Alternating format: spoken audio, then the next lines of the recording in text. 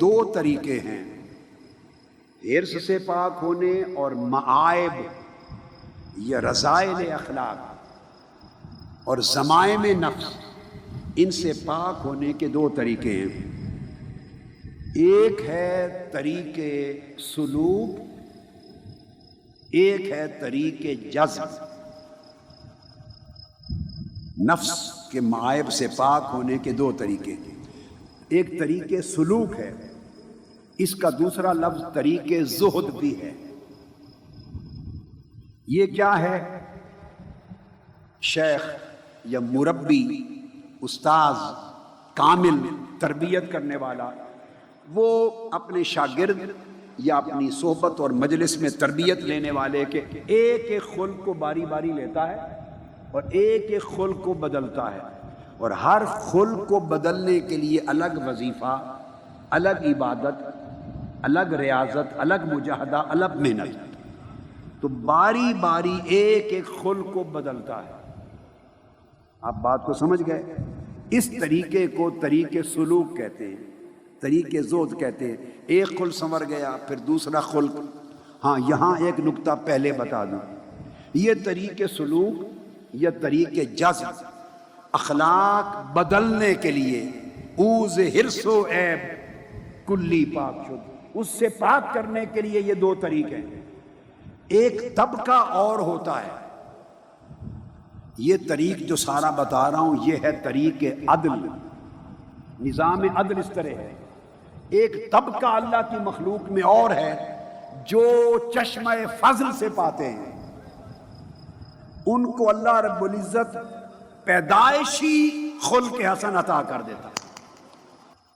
اللہ پاک ان کو پیدائشی خلق حسن عطا کرتا ہے، یعنی پیدا ہی نفس مطمئنہ پہ ہوتے ہیں، یعنی پیدائشی طور پہ ہی ان کا نفس نفس امارہ نہیں ہوتا۔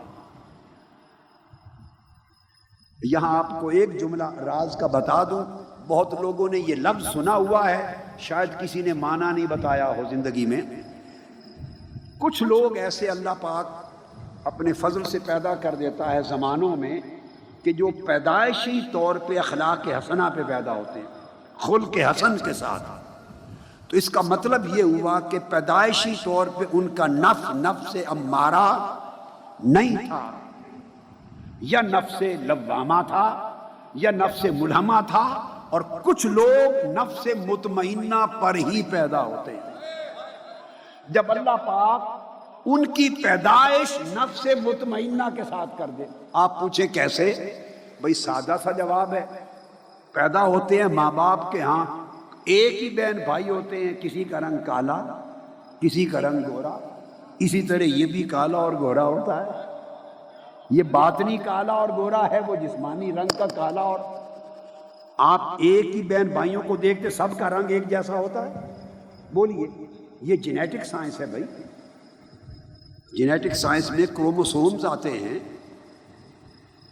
50% کروموسومز باپ کی طرف سے آتے ہیں، 50% ماں کی طرف سے آتے ہیں، اور جو 50% باپ کی طرف سے آتے ہیں ان میں پھر باپ کا بھی ایک باپ تھا اور ایک ماں تھی، دادا اور دادی، 25% وہ تقسیم ہو کے اوپر سے آتی ہے۔ جو ماں کی طرف سے جینز آتے ہیں وہ پھر ماں کا بھی ایک باپ اور ماں تھی، نانا اور نانی، 25% ان کا حصہ آتا ہے۔ میری بات سمجھیں؟ اچھا، پھر جو دادا دادی ہے ان کے بھی، دادے کا بھی ماں باپ تھا، اوپر جا کے 4 ہو گئے، ماں کے بھی ماں باپ تھے تو اوپر جا کر وہ 4 ہو گئے، تو 12.5% اور 12.5% کی تقسیم ہو جاتی ہے۔ ان کے اوپر پھر تقسیم تھوڑی تھوڑی ہوتی چلی جاتی ہے۔ بعض اوقات آپ دیکھتے ہیں کہ بچے کے ماں باپ میں کوئی بھی کالے رنگ کا نہیں، دونوں گورے ہیں، بچہ میلے رنگ کا پیدا ہو جاتا ہے۔ آپ سوچتے ہیں یہ رنگ کہاں سے آ گیا؟ وہ یا دادا دادی سے آیا یا نانا نانی سے آیا۔ آپ نے کہا کہ دادے دادی اور نانے نانی میں بھی کوئی اس رنگ کا نہ تھا، تو پردادے پردادی اور پڑنانے پڑنانی سے آ گیا۔ یہ جینز اوپر جاتے ہیں۔ تو اسی طرح جیسے رنگ آتا ہے ویسے خصلتیں بھی آتی ہیں، جیسے رنگ آتا ہے ویسے ڈھنگ بھی آتا ہے، ویسے ڈھنگ بھی آتا ہے۔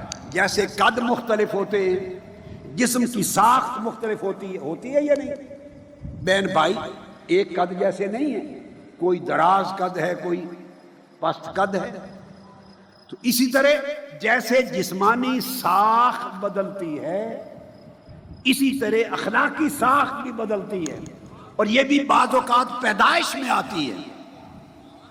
تو جس طرح طریقے سلوک میں کمزور ہو تو خوراک کھاتا ہے، کمزور ہو تو خوراک کھاتا ہے، گوشت کھاتا ہے، پھل کھاتا ہے، اچھی اچھی چیزیں کھا کے وائٹامنز ایڈ کرتا ہے تو جسم کو توانا کرتا ہے، اور توانا کرنے کے ساتھ ایکسرسائز کرتا ہے، ورزش کرتا ہے، پہلوانی کرتا ہے، مسلز بلڈ اپ ہو جاتے ہیں۔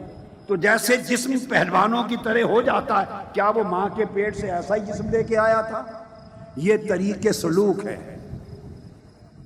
پیدا تھا تو خود کمزور تھا، خوراک اور ریاضت کے ذریعے طاقتور پہلوان بن گیا۔ اب سمجھ میں آئی ہے بات؟ خوراک اور ریاضت کے ذریعے محنت کر کے طاقتور بن گیا، پہلوان بن گیا، باکسر بن گیا، پلیئر بن گیا۔ پھر سارے دوائیاں بھی ہوتی ہیں، خوراک بھی ہیں، ایکسرسائز بھی ہے، اکھاڑا بھی ہے، پلے فیلڈ بھی ہے، تو ڈیولپ ہوتی ہے نا آپ کی باڈی، جس طرح یہ ہوتی ہے۔ مگر یہ سارا کچھ کر کے کوئی رستم زمان اپنے آپ بنتا ہے؟ بولیے، یعنی باپ کانگڑی ہے تو بچہ بھولو پہلوان بن جائے، رستم زمان بن جائے؟ ایسا نہیں ہوتا۔ وہ گامے کا ہی بیٹا تھا تو رستم زمان بنا، گامے پہلوان کا۔ تو جینز کا اپنا اثر ہے، اور دنیا میں پیدا ہونے کے بعد کی محنت و ریاضت کا، وراثت کا اپنا اثر ہے، ریاضت کا اپنا اثر ہے۔ جس طرح پوری جسمانی دنیا کے حالات آپ سمجھ گئے، یہ طریقے سلوک ہے، یہ طریقے زود کی مثال ہے۔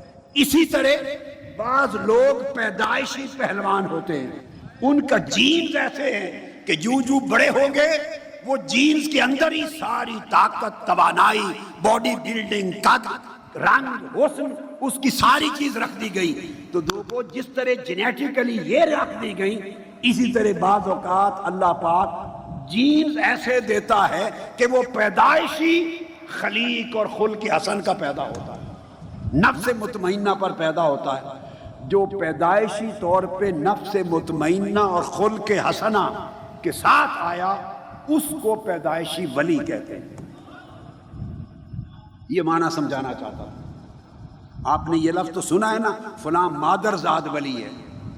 جی لوگ کہتے رہتے مادر زاد ولی ہے، مگر یہ معنی نہ کہنے والے نے بتایا نہ سننے والوں کو کہ مادر زاد ولی ہونے کا مطلب کیا ہے۔ وہ سمجھتے ہیں پیدائشی کرامتیں ہوں گی، نہیں، مادر زاد ولی ہونا، مادر زاد کرامتیں نہیں ہوتی، وہ کرامت ایک اضافی برکات ہیں، بھلے ظاہر ہوں یا نہ ہو۔ ساری زندگی ایک کرامت بھی ظاہر نہ ہو تب بھی بڑے اونچے مرتبے کا ولی ہوگا۔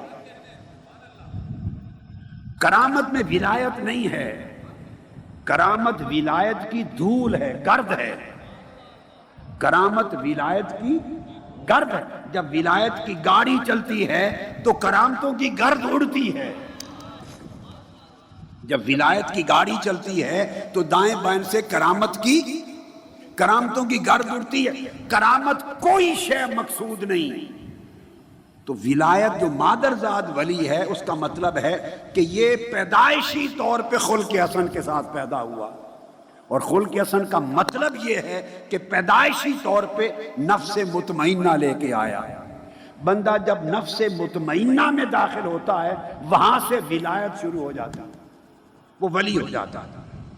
تو پیدائشی نفس مطمئن، یہ ایک راستہ، اس کی طلب نہیں کرتے، یہ آپ کا اور میرا رائٹ نہیں ہے، یہ اس کا فضل ہے، یہ اس کا جس کو چاہے، ذالک فضل اللہ یؤتیہ من یشاء، یہ اس کا فضل ہے، جس کو چاہے دے دیتا ہے۔ آپ کلیم نہیں کرتے، آپ کا کلیم جسٹس تک ہے، عدل کے لیے۔ عدل کا نظام دو طریقوں پر ہے، یا آدمی ریاضت کر کے طریقے سلوک سے اخلاق بدلے، یا دوسرا طریقہ اس کو طریقے جذب کہتے ہیں۔ اس میں یہ جیسے طریق سلوک کا دوسرا نام تھا طریق زہد، اس طرح جو دوسرا طریق ہے اس کو طریق کلی کہتے ہیں۔ وہ جزئی طریق ہے، ایک ایک خلق کو باری باری بدلتے چلے جاتے ہیں، ریاضت، مجاہدہ، محنت کرتے کرتے گریجولی عمر بھر طویل سفر ہے، ایک ایک خلق بدلتے چلے جاتے ہیں، یہ طریق سلوک ہے۔ دوسرا طریق جذب ہے، یہ طریق کلی ہے، اس میں یکلخ سارے خلق بدل جاتے ہیں، سارے خلق بدل جاتے ہیں، اس کو طریق جذب کہتے ہیں، اور اسی کا دوسرا نام طریق عشق ہے۔ جذب کا طریق عشق سے ہوتا ہے، اگر عشق کی آگ لگ جائے تو سارا گند اور غلاظت خود بخود جل کے راکھ ہو جاتا ہے، تمام اخلاق رذیلہ جل جاتے ہیں، اور عشق خود بخود بندے کو ایسا کر دیتا ہے کہ جو لاکھ ریاضتوں سے بھی بندے کو ملنا نہیں تھا۔